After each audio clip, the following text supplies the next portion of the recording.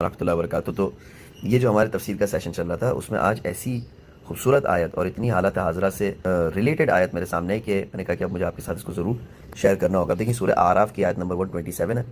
اب تک جتنی بھی اسی سیکوینس میں ہم نے آیات پڑھی وہ بھی اسی طرح سے ریلیونٹ ہے۔ یہ کچھ خاص اس کا ریلیشن شپ بن رہا ہے۔ سب سے پہلے اپنے ذہن میں یاد رکھیں کہ پروردگار متعال فرعون کو ایز اے سسٹم پریزنٹ کر رہا ہے اور ہمیں سمجھا رہا ہے کہ فرعون کا سسٹم کس طریقے سے کام کرتا تھا، اس کی ڈیٹیلز ہمیں بتا رہا ہے۔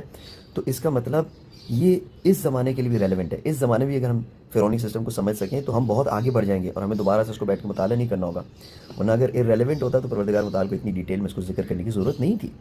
بس آئیے ہم تھوڑا اس آیت پر تفکر کرتے ہیں اور دیکھتے ہیں کہ کیا پروردگار متعال فرمانا چاہ رہے ہیں۔ وقال الملأ من قوم فرعون، اب یہ وہ مرحلہ ہے کہ جب موسیٰ علیہ السلام نے اپنے ید بیضاء اور عصا کو فرعون کو دکھا دیا، اس کے بعد فرعون نے ایک اور قدم آگے بڑھایا، جادوگروں کو حضرت موسیٰ علیہ السلام کے سامنے کھڑا کیا۔ حضرت موسیٰ علیہ السلام نے جادوگروں کو بھی ڈیفیٹ دی، شکست دی، اس طریقے سے کہ وہ خود سجدے میں گر گئے، انہوں نے ایمان کا اظہار کیا اور فرعون کے بدترین تھریٹس کے باوجود وہ ایک قدم بھی پیچھے نہ ہٹے۔ اب یہاں پر فرعون جو ہے وہ ہیزیڈنٹ ہو جاتا ہے، ریلکٹنٹ ہو جاتا ہے، ذرا پریشان ہو جاتا ہے کہ میں جو بھی کر رہا ہوں میں مزید پھنستا جا رہا ہوں۔ میں نے پہلے میرا 450 کلو یورینیم کا مسئلہ تھا، پھر جو ہے پہلے میں نے برجام پھاڑا تو میں مزید پھنسا، پھر 450 کلو گرام یورینیم کے مسئلے میں پھنسا، اب میں آبنۂ ہرمز میں پھنسا ہوں، اب میں کسی اور چیز میں پھنسنے والا ہوں۔ تو اب تھوڑا وہ ڈگمگ ہو رہا ہے۔ اللہ سبحانہ وتعالیٰ کیا فرماتا ہے؟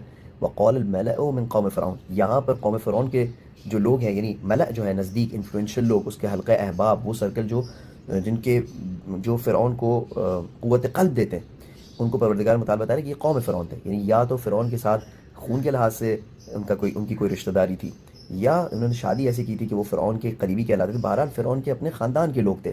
وقال الملأ من قوم فرعون، کیا انہوں نے کہا؟ انہوں نے جب دیکھا کہ فرعون ڈگمگ ہو رہا ہے اور وہ پیچھے ہٹ رہا ہے تو ان کے بھی مفاد خطرے میں آ گئے نا۔ یعنی کیا؟ یعنی فرعون لوگوں پر راج کرتا ہے، لوگوں کو ڈسٹریبیوٹ کرتا ہے، ڈیوائڈ کر کے ان میں سے ایک گروہ پر ظلم کرتا ہے اور ایک گروہ کو اپنے سپورٹ میں لے لیتا ہے۔ یہ قرآن مجید کی آیت میں آپ کو عرض کر رہا ہوں آپ کی خدمت میں۔ اسی طرح خود فرعون پر بھی ایک گروہ جو ہے جو اس کے اپنے خاندان کا ہے وہ راج کرتا ہے، اور ان کا فائدہ اس میں ہے کہ فرعون اپنی فرعونیت چلاتا رہے۔ ان کے اندر وہ کیپیسٹی نہیں ہے کہ وہ فرعون کی طرح رول کرے، ان کے اندر وہ کیرزما نہیں ہے، وہ طاقت نہیں ہے، لیکن وہ فرعون کو چلاتے۔ اب انہوں نے کیا کیا؟ انہوں نے اسٹیپ ان کیا، فوراً کہا کہ فرعون اتذر موسیٰ وقومہ لیفسدوا فی الارض، کیا تم موسیٰ اور اس کی قوم کو چھوڑ دو گے وہ سارے زمین میں کرپشن پھیلائیں، یہ ورلڈ آرڈر کو ڈسٹرب کرے؟ یہ ہم نے پورا سسٹم بنایا ہے، اقتصادی سسٹم بنایا ہے، ہم نے دنیا کے اندر ایک پورا نظام قائم کیا ہے طاغوتی، تو یہ تو کرپٹ ہو جائے گا، یہ تو زمین کے اندر فساد کا باعث بنے گا۔ وَيَذَرَكَ وَآلِهَتَكَ، وہ جو آئیڈیالوجی تم نے اس زمین میں پھیلائی ہے کہ جس آئیڈیالوجی کے تحت ڈالر پر لوگوں کو بھروسہ ہے، تمہاری آرمی پر لوگوں کو بھروسہ ہے، اور وہ ایک حساب کتاب سے اس دنیا میں رہتے ہیں۔ دیکھیں یہ بھی تو ہے نا، بڑی بڑی پاورز کا یہ بھی تو کام ہوتا ہے کہ لوگوں کو مینج کریں۔ اگر کوئی زیادتی بھی کرتا ہے تو وہ کبھی کبھار زیادتی کرنے والے خلاف بھی کھڑے ہوتے ہیں، مثال کے طور پر صدام کے خلاف کھڑے ہوئے، ٹھیک ہے نا۔ تو ایسے تو نہیں ہے کہ صرف یہ برائی کرتے ہیں، لیکن اصل مقصد ان کا کیا ہوتا ہے کہ اپنے مفادات کے لیے جو اچھا بھی کرتے ہیں وہ اپنے مفادات کے لیے کرتے ہیں۔ تو اب اس کو جو فرعونی ملأ ہے وہ اسی جہت سے اکسا رہا ہے کہ یہ تم ان کو جو ورلڈ آرڈر ہے اور جو تم نے ہیجمنی کریٹ کی ہے اس کو ڈسٹرب کرنے دو گے اتنا آسانی سے۔ اب یہاں پر فرعون جو ہے وہ اپنے ٹویٹر اکاؤنٹ پر جاتا ہے، ٹروتھ سوشل پہ جاتا ہے، جہاں پر وہ کہتا ہے قال، فرعون نے کہا سنقتل ابناءہم، قطعاً میں ان کے بچوں کو قتل کروں گا۔ اب آپ دیکھیں اس سے پہلے شاید اس کے اندر وہ کریج نہیں تھی کہ وہ کرتا تھا اس طریقے سے، لیکن بول نہیں پاتا تھا کہ میں تمہاری سویلائزیشن ڈسٹروائے کر دوں گا، میں بریجز کو توڑ دوں گا، میں الیکٹریسٹی کو تباہ کر دوں گا۔ اس کے اندر کر یہی رہا تھا، لیکن وہ بولنے کی اس کے اندر ہمت نہیں تھی۔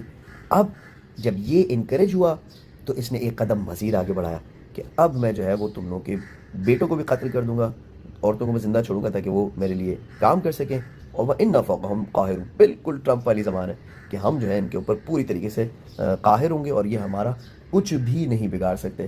اب دیکھیں یہی جو اس نے قدم اٹھایا دوسری برائی کا باعث بنا۔ اس کے بعد اللہ سبحانہ وتعالیٰ فرماتا ہے کہ ان کے اوپر بہت سارے مختلف عذاب آتے تھے۔ موسیٰ علیہ السلام کو یہ بار بار کہتے تھے کہ اپنے پروردگار سے کہو کہ یہ عذاب ہم سے ہٹا لے، ہم اب سدھر جائیں گے اور بنی اسرائیل کو آپ کے ساتھ روانہ کریں گے۔ پھر اللہ سبحانہ وتعالیٰ عذاب ہٹاتا تھا، پھر یہ اپنے کاموں میں جاتے تھے، پھر اللہ سبحانہ وتعالیٰ عذاب نازل کرتا تھا۔ تقریباً 5-6 ایسے قمل و زفاد، مجھے یاد نہیں ہے، ٹڈیاں آئی ان کے اوپر، مینڈک آئے ان کے اوپر، اور کچھ آیا، خون نکلا ان کے کھانوں میں، پتہ نہیں کیا کچھ ہوا، قرآن مجید کی آیت آپ دیکھیے گا۔